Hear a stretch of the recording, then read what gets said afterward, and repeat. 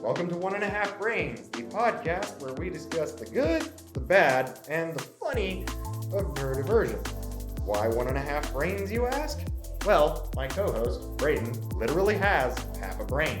And Jacob, on the contrary, has an incredibly active brain, which I will do my best to keep up with. We hope you enjoy the show and, our comic relief. Welcome, everyone, to 1.5 Brains. We're back, and better than ever. Yeah, still kicking. Still overcoming that hiatus from the holidays, but we're here. We're square. We're alive. Yeah. Also, our schedules have been super busy lately. But today's topic, which is advocacy and the joy of proving yourself right. We were going to say something along the lines of proving other people wrong, but that's just too negative for us. No. I've been writing about this recently quite extensively, but self-advocacy has to do with, of course, challenging existing attitudes. It's not just the attitudes, though. It's the systems as well. Systems and policies that currently exist that may not be supportive or adaptive toward, or even work against you in some cases. It's the reason why I've heard many times people like us say we live in a world where that is not built for us, and we live in somebody else's world. And quite frankly, I'm not going to mince words here, it sucks because when advocacy is a thing, you kind of it's very hard to realize that you can do it yourself. A lot of times it feels like you need help because more than one voice is better. But there are times where doing it yourself is super rewarding. And it's super confidence building, I would say. Like I think in the previous episode we talked about how together is better, and when we can't do it ourselves, but in some cases you can't be together.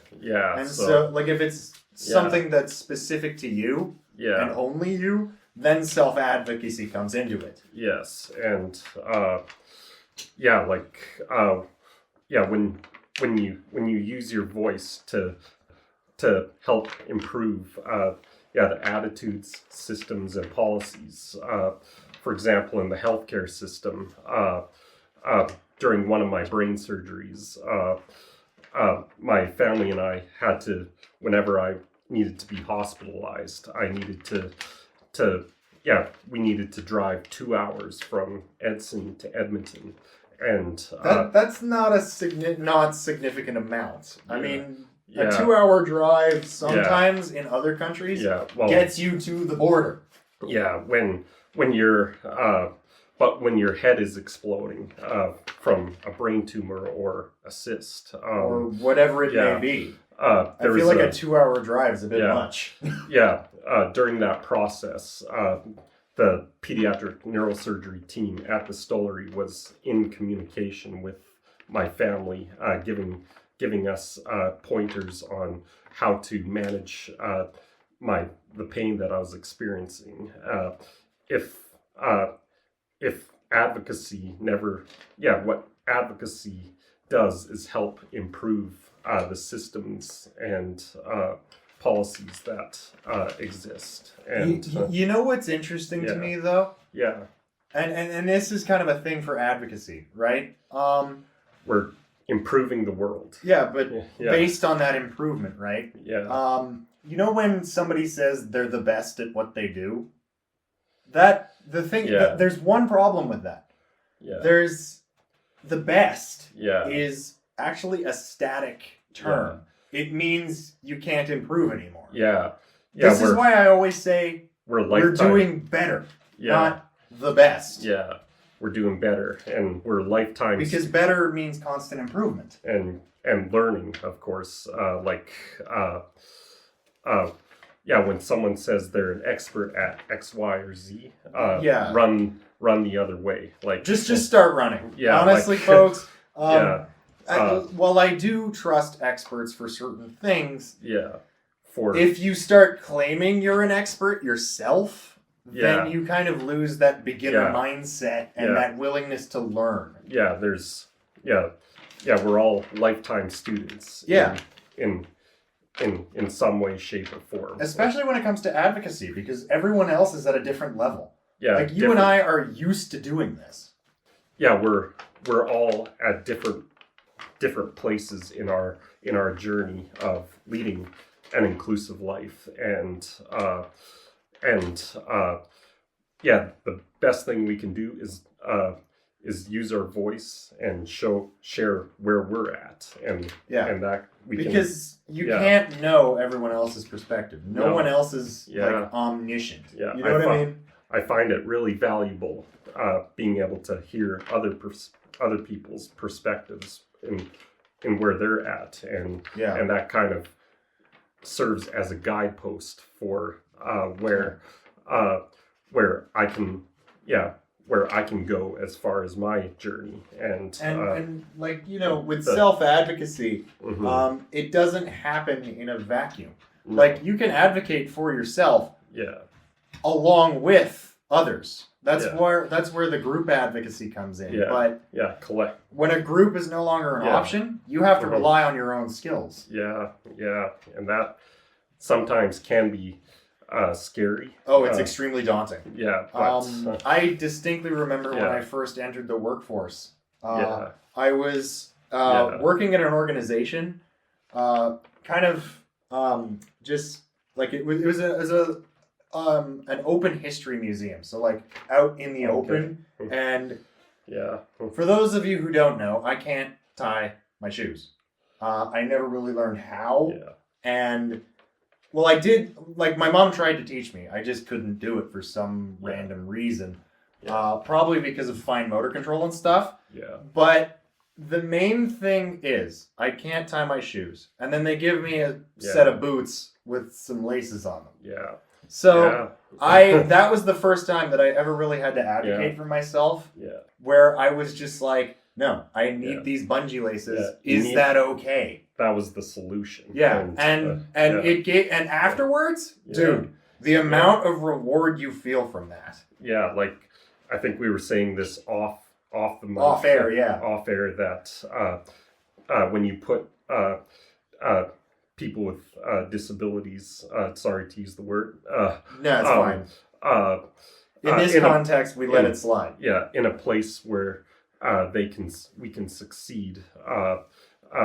We tend to succeed beyond what people think we're capable of. And this is kind of the thing, right?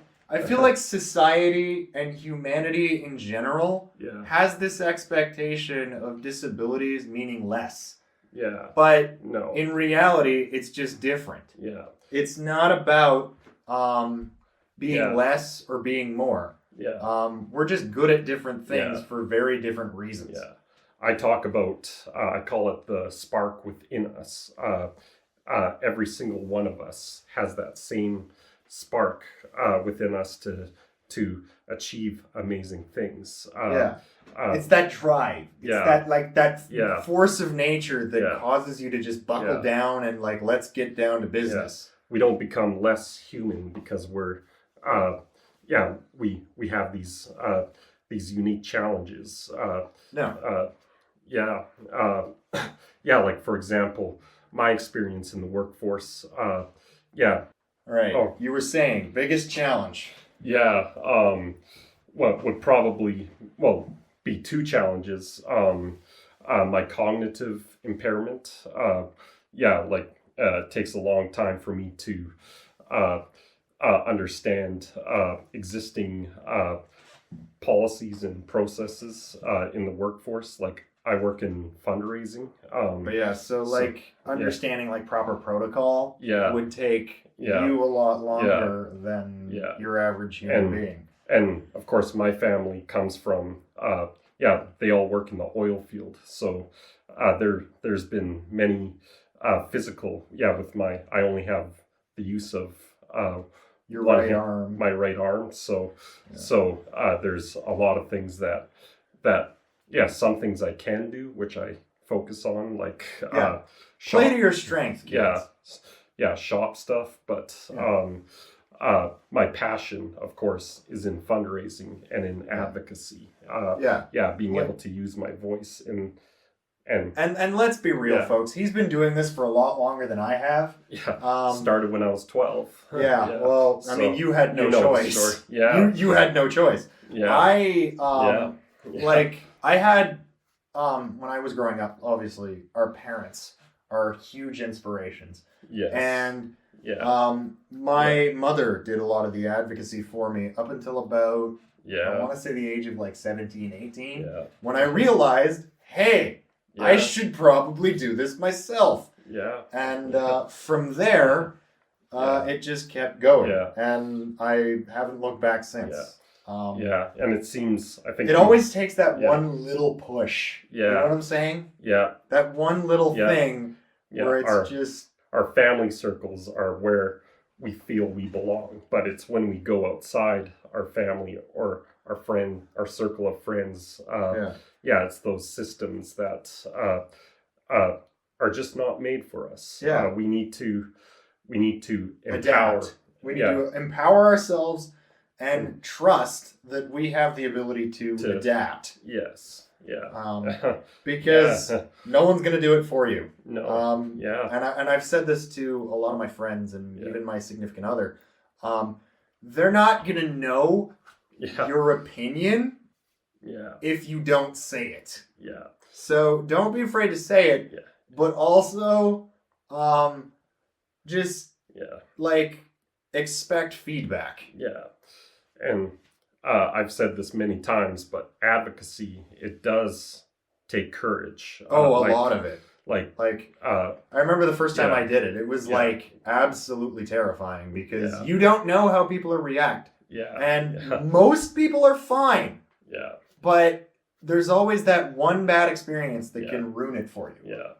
And my wife, Emily, she works in the social work field, and she does have her own struggles, but she's very passionate and expressive on issues related to disability and inclusion and equality. I mean, dude, I've seen her at work. It is absolutely, she's a force of nature, ladies and gentlemen. If people just learn to accept us, support us, and believe in us, of course.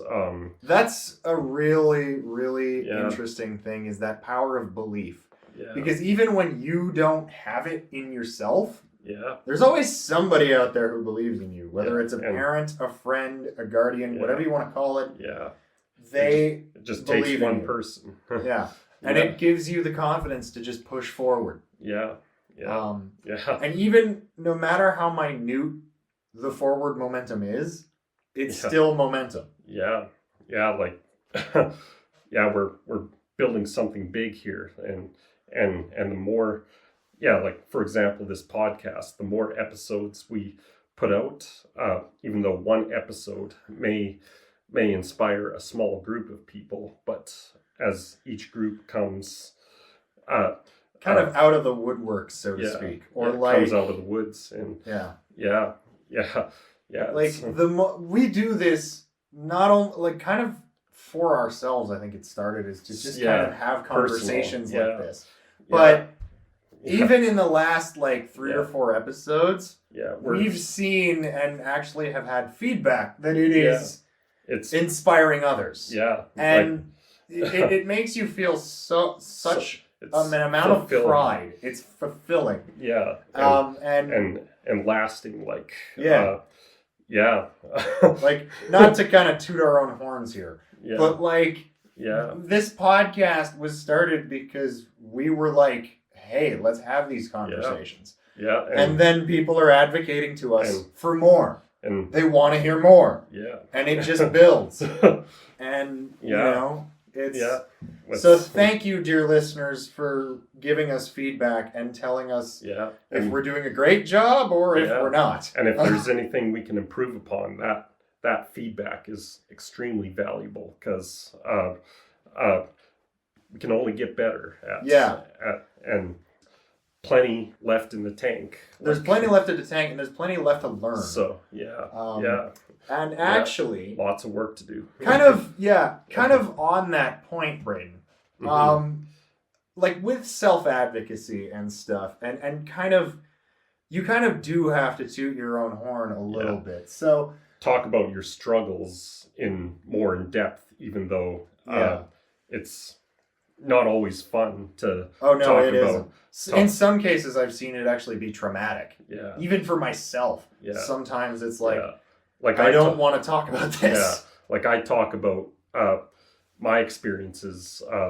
The post-secondary education system 4 times denied my right to a quality education because of your challenges, right? Because they didn't want to look past it, even though my grades were well above par, and yet they still couldn't see past the fact that I was a student with a disability. And so it wasn't until I was introduced to this small group of advocates that said, we will support you in making your goals and aspirations. And at that point, am I right in saying that it was like a really small community? And kind of still is. It's very, very tight-knit. Small but mighty. Small but mighty. David versus Goliath. It's... And so what we do as advocates is we will... The big thing is to, have the tenacity to not stop fighting. Which, in my opinion, especially as of late, is incredibly pertinent. With everything that's going on right now, political or otherwise, we need to just keep chipping away slowly. Every unique approach to changing a system or policy is one bite of the elephant. Like, how do you eat an elephant one bite at a time? Like that. Or I mean, cool metaphor, but no elephants were harmed in the making of this podcast. We're part of the big picture. So. And that's kind of the thing, is even the micro adjustments that you may make as an advocate will have impact. It just takes time. And time is something that I will say is on our side. Because there will always be people with neurodivergencies and differences. And whatever societal hopes, dreams, concerns you have about your potential to survive in a society that in some ways aren't built for us, communicate them, talk to your MLA, your MP. Anyone who will listen, basically. Be completely shameless about it. But, I mean, in a nice way. Because we don't want to, be aggressive in this. Aggression gets you nowhere. Whether they're for you or against you, your message is made to be heard. So, you are not less than them. No. We are not less than, neurotypicals here. And I think this is a page out of the kindness revolution, but revolutions never start at the top. No, it's always from the bottom up. No matter what time of history you're in or look at as a reference, it's always the bottom up. Like I'm every day I've spent with Jacob, I'm inspired, and the stories he tells, dude, I can't believe you're saying this right now. I just keep wanting more. So when you offer that to the world, that's exactly what they're gonna want. Okay, more. So I'm gonna respond to that. But what I'm going to say is, what's weird is, and I've always found this with myself or otherwise, I don't look at myself as trying to inspire people. I just go about doing what I do. And if it inspires someone, then great. Yeah. It's usually in hindsight that you because realize whether or not you inspired someone. Because the key with being an inspiration, everyone, is not to get a fat head. Yeah. If you go in with that objective, it never ends well. Yeah, you'll be disappointed. So I mean, we can list a bunch of examples in history, but we don't really have to. No. The thing is just be who you are. Be who you are. Be who you want to be. And be confident in it. Yes. Because confidence is a huge thing that I think not a lot of us have. Mm-hmm. Like true self-confidence. Yeah. There are days where you and I probably feel at our lowest. Oh, yes. And there are moments where it's just like, I give up. Yeah. These people won't listen. Blah, blah, blah. Yeah. You know? And it's moments like that where if you don't have the confidence, at least look like you have the confidence. Yeah. Fake it till you actually feel confident in yourself. Yeah. Just like that TikTok video that illustrated someone with Down syndrome who was given all reasons why they can't do something. Yeah. And that's Do we actually know her name? Do we actually know her name? We'd have to fact check, maybe at some point, but we could. Yeah, put it in the description. Yeah, we'll think about that. But with the weird thing is, it's don't assume that we can't. Yeah. Also, I think there's this whole thing of like proving people wrong. Yeah. Which is in itself great. But I don't like to focus on the proving people wrong. What I like to focus on is proving myself right. Yeah. And realizing that I can do it. Yeah. And that you, dear listener, can do it. Yeah. Yeah. Focus on yourself first, and then focus on how. How about this? Focus on yourself first, and the world will follow. Yes. Amazing. I didn't. Almost as if we knew what we were doing, folks. If this mic wasn't on a table right now, I'd drop it.